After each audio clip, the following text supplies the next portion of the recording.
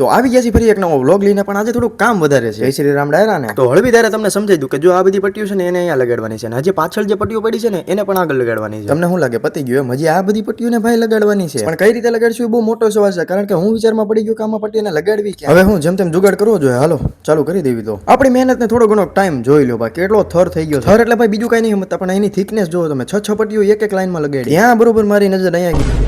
પેલા હજી એટલી પડી છે બહુ કરી. પછી હું જેમ તેમ લગાડીને આપણે આવી ગયું કામ, એટલે આપણે સામાન લેવા ગયા હતા ને હવે જવાનું હતું વાડીએ. તો ધીસ ઇઝ આપણા ફાર્મ ના. અહીંયા ભાઈ ગાય ભેંસું બહુ મોજ થઈ રહી છે. એન્ડ ધીસ ઇઝ આપણા બિગ બ્રધર की છોકરી. તો इसको गाय बहुत पसंद है, तो इसको ये इधर लेके आए थे. પછી હું ગાય ભેંસું જ્યાં હતી ત્યાં એને ઊભી રાખી દીધી. હવે ભલે તમ તારે જોઈએ રાખે. એલા મને તો માંડ વિશ્વાસ થયો કે શેઠ ઊભા થયા, પણ હું જોતો હતી કઈ ખબર ન પડી. હાલો એક જગ્યાએ ચોટી ગયો. પછી હું રાતે દુકાનેથી ઘર બાજુ જતા હતા ત્યારે થોડાક નખરા બાજુ છોકરા દેખાઈ ગયા, અને 1000 સબસ્ક્રાઇબરમાં કઈ લાંબુ નથી. તો જેટલા નવા ભાઈ હોય ને દબાઈ દેજો. આપણે તો જાવી છે અત્યારે. મળશું કાલે. હારો હાલો. कच्चे बटाके खाने हैं तो आ जाओ गाइस।